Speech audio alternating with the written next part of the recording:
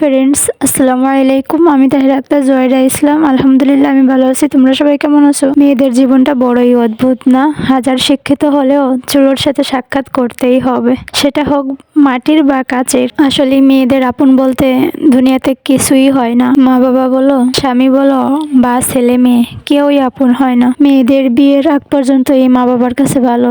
বিয়ের পর কিছুদিন যে বাবার বাসায় থাকলে মা বাবার চোখেও খারাপ হয়ে যেতে হয়। আর স্বামী, কিছু বলার নেই। স্বামী যদি খারাপ হয় তাহলে তারা দুনিয়া থেকে এই জাহান্নামের আযাব ভোগ করতে থাকে। আর ছেলে মেয়ে, সে কথা নাই বললাম। মেয়েদের জীবনটা অনেকটাই পরগাছার মতো, নিজের বলতে কিছুই হয় না, পরের পর্দায় চলতে থাকে।